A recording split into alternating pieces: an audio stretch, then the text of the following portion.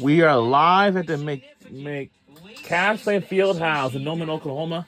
Home of the Oklahoma Sooners taking on the Auburn Tigers, the women's college volleyball game. This Sunday evening with Missy Whittemore, the former Florida Gators star, Kevin Fitzgerald with you. So let's explain just why this is a significant one, specifically for these Sooners. Missy, it's been a solid year for Oklahoma in its debut season in the SEC. They've got some good wins. They've got some good-looking numbers. A postseason berth for Oklahoma, it might be hanging in the balance here in their final two regular season games, depending on what they do this last week of the season. Yeah, I think a 32 also, this is going to be hit onto the last week of the season for the women's volleyball. In conference play, and Coach said these players know exactly where they stand. They have been looking at their circumstances in the face for several weeks now, and they plan to meet that challenge head on. And there are some of the numbers. You referenced the RPI. That's a good number. The win at Texas, a gigantic one. 7 top 75 RPI wins. That's a pretty good number for a team on the quote-unquote bubble, as we like to say. So it faces, Missy, a desperate Auburn team. 9-match losing streak. What is critical for their premier pin hitters today if they're going to snap the skid and hand Oklahoma a loss? Well, the success of this offense really lies in the versatility of their pins, and particularly Madison Shear and Bella Zimmerman, their two juniors, will need to be terminal for them to be able to produce enough points offensively. Lauren Dreves, only a freshman, they really just ask her to limit her errors because they rely so heavily on her in serve receive, and she solidifies that for them playing in all 6 rotations. That will be huge today as Auburn will be without DaCosta, their libero. A critical absence for a pretty solid passing and defensive team at Auburn. So DaCosta, the veteran libero, out today after playing that match on Wednesday. So Zoe Slaughter will wear the libero jersey for the Tigers. And so if you are Alexis Shelton, perhaps on the other side for Oklahoma, might be licking your chops now. She is the offensive centerpiece, the junior from Charlotte, North Carolina. Top 5 in the league, Missy, in kills. She is definitely turning in what appears to be a bona fide all-conference season this year. Already 7 20-plus kill matches this season. And as Coach Mansfield of Oklahoma told us, the thing that he's learned about the SEC is that every team has one of those elite point scorers, and that's exactly what Alexis Shelton is for Oklahoma. She poses a problem to every opponent they will face this season. Yeah, she is hiding back there in the darkness, but no secret the talent that you just outlined there that she brings to the table. It is a most interesting battle today. Oklahoma will finish the regular season, to our point a moment ago, against this Auburn team, and then on the road at Arkansas. Missy, that is another... This is our last home game of the regular season. The SEC. So these 2 final matches very significant from that standpoint for the Sooners. And Coach Mansfield told us we feel very strongly about the resume that we have put together, particularly with our significant wins, pairing that with the fact that they really do not have a bad loss on this schedule. But he also said we don't want to submit ourselves to a committee to make that decision. We want to make the decision on the floor. And with 2 more wins to finish out conference play, I think they make the resounding noise in the committee's ear that, yes, we are tournament ready. This is a very competitive volleyball team who's gone 5 sets, even though they were losses, 5 sets with Florida, Kentucky, and Mizzou, the best of the best in the SEC. Mansfield has Oklahoma in a very healthy spot here. Let's underscore exactly what you mentioned there, how good of a season it's been. Year 1 of the SEC. On the other side, year 5 as the Auburn coach for Brent Crouch. His team has gone to back-to-back NCAA tournaments. However, this year, a once promising season after a 14-2 start has gone sideways. It's 9 consecutive losses, really in almost shocking manner. Auburn has won a set or 2 in 7 of those 9 matches. So you've just got a Tigers team that, once again, is playing with a little desperation, a little fury, as always feels good maybe when you hand a team that could be postseason bound a loss late in the season. And when we say this conference is deep, to consider the fact that Auburn is on a 9-match losing streak, and yet their KPI is 38. That's an incredible number, and they don't feel like the door is shut yet on the tournament. So they're still out here pleading their case. It's certainly going to take a couple wins here at the end of the season because their most recent 10 right now is not working in their favor. They started conference play, as you said, on a tear with wins against Kentucky and Georgia. And if you've watched this team play, you would be surprised to see those losses in the loss column because they are right there. In fact, in 3 matches during that losing streak, they actually outscored their opponent. But unfortunately, this isn't basketball where you take the first quarter into the second quarter. That set win, even if it's a big one, washes when you start set 2, and that has not worked in favor of the Auburn Tigers, where they said there's been 3 matches this season. At the end of the night, they have actually outscored their opponent and yet walked away with a loss. We are on the way. Here we go. In set number 1. Super crowd inside McCaslin Fieldhouse for Oklahoma's final home game of the season. A senior day here for the Sooners. All right, this is it. This is the last. This is the last home game of the regular season here on their senior day today. And we are rooting for is Norman, Oklahoma. I'm sorry. We are rooting for is Oklahoma Sooners. She is a high flyer, hits crazy sharp angles, just has a whip of an arm. It will be Oklahoma Sooners. And the supporters we have, the volleyball fans from Auburn University and here at the University of Oklahoma. Good to see Chamberlain setting once again today. And I hope the band is there, hopefully. Week and a half, number 2 in the maroon there. It's all smiles. Her team is out to the 2-0 advantage. But we don't know what our record is, but the whole score thing did not pop up yet. Oh, Lord. That's long. It's 2-1 Sooners. We're in the lead by 1. The fact that Peyton Chamberlain on the floor for Oklahoma tonight after an illness. We've also been wondering who we would see setting for Auburn. Okay, I can see the band. They're behind. To a 5-1, and then Edson with an ankle injury, and Peyton Dunn now setting for Auburn in the 5-1, and that is who is on the floor tonight. She's wearing number 7 in blue. We can see the band again. Teams appear to be in a 5-1. Yeah, into the match was officially listed as questionable. And so we are seeing Dunn out of the gates here. Wide set to Shelton. This one stays alive for Auburn. Big swing on that right side. Zimmerman couldn't convert it. We've got a whistle. The net is bouncing, and so Oklahoma was in that net. Gives the point to the Tigers. Alexis Shelton doesn't look like she agrees with that call, and we'll see if this early in the match Coach Mansfield decides to use a challenge. And so teams are going to huddle up.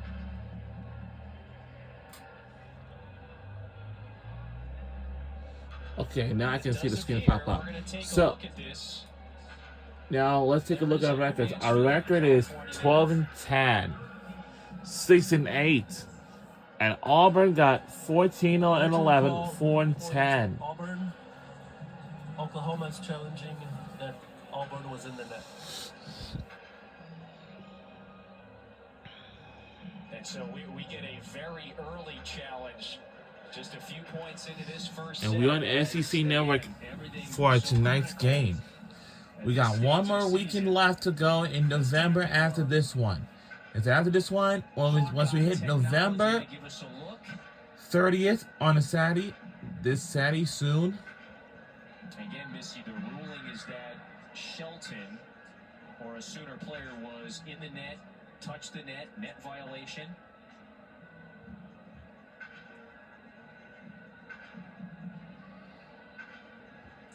Okay, and what I'm seeing here, yeah, the down official actually... Yeah, I think Auburn did touch the net, so that means that's a net violation. And he thought that the attack from Alexis Shelton hit the antenna, but Oklahoma thinks it was the block for Auburn that hit the antenna. And I think the replay will confirm that. I do think it was the block from Auburn that actually hit the antenna, not the ball off of Alexis Shelton.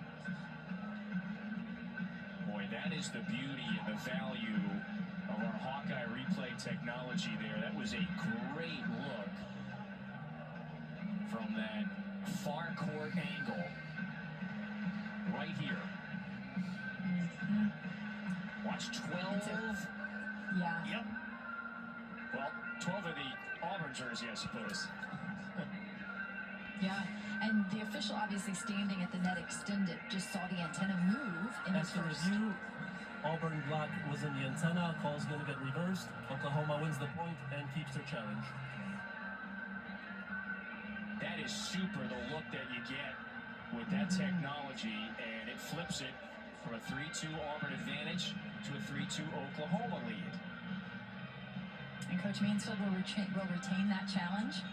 So well played, and it just speaks to the importance of these early points to set the tone on your home court.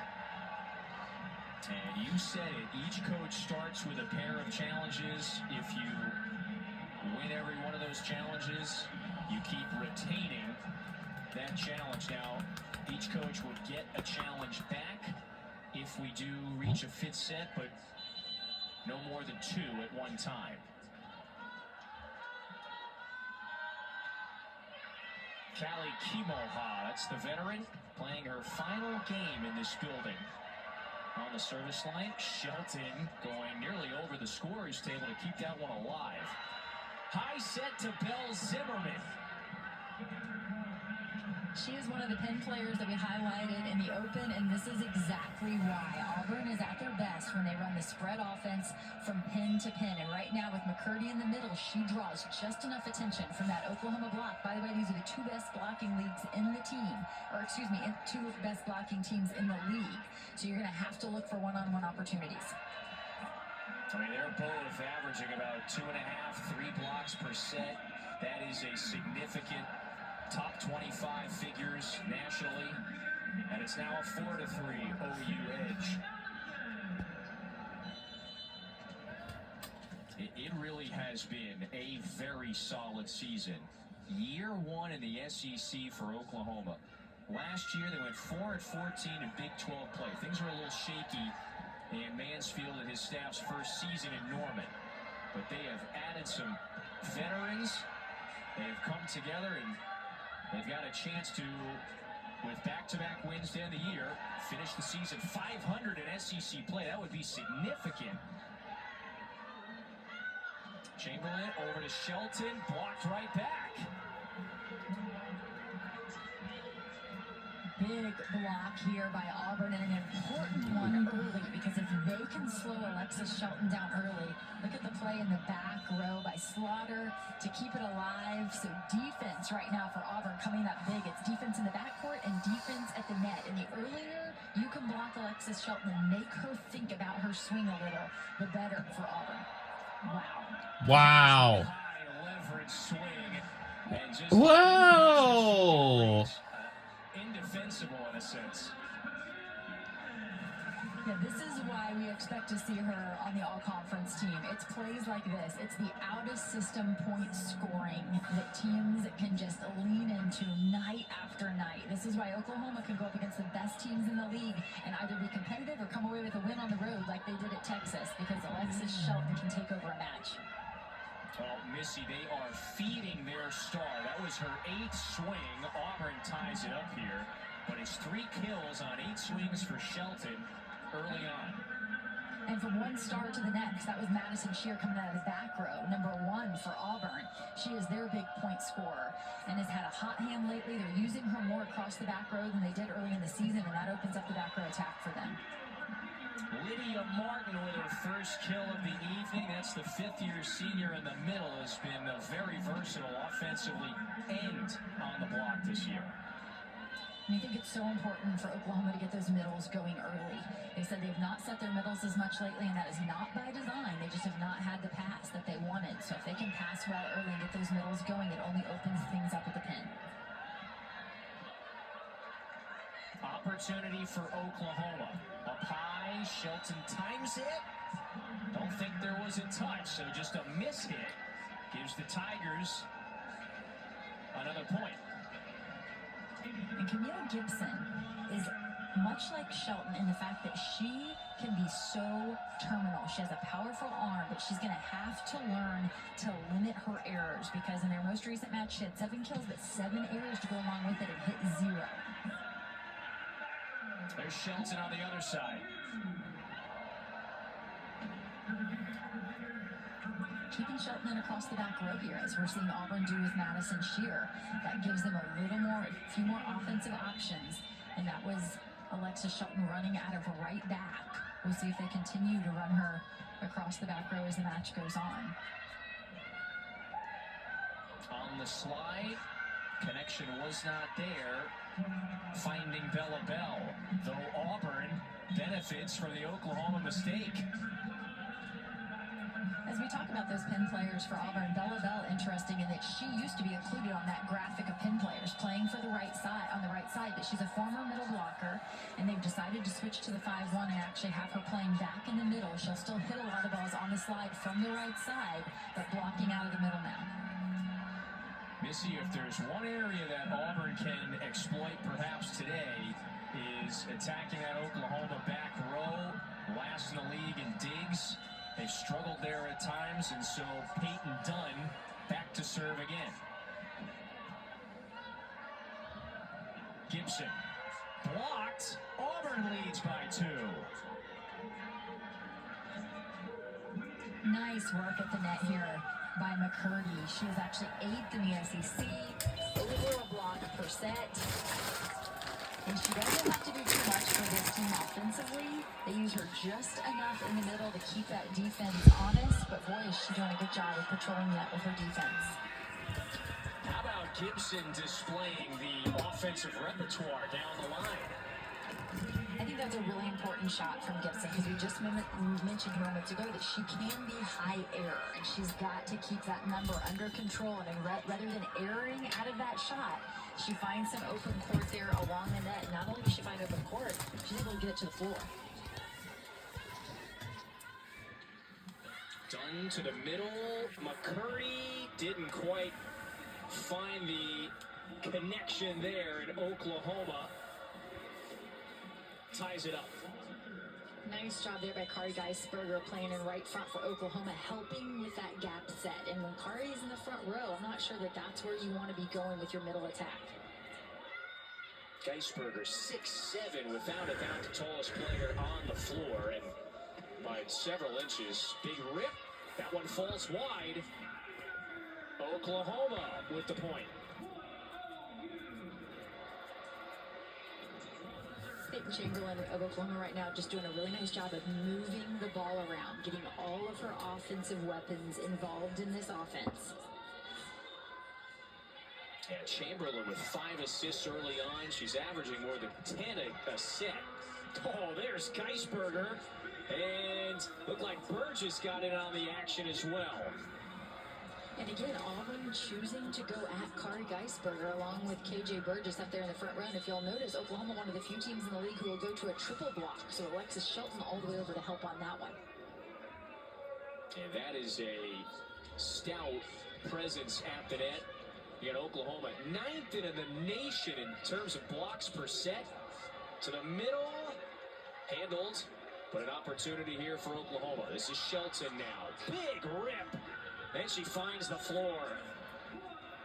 And you'll notice here out of system, something Oklahoma does a nice job of as Kimoha steps in for that secondary setting.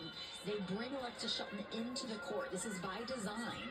And see how she just rips a hard angle inside that block. They purposefully don't set her all the way out to the pin, but they let her come in and get it. And so now she's got 5 first set kills. Oklahoma's on a 5. Make it 6-0 run. Really nice job by KJ Burgess up there at the net.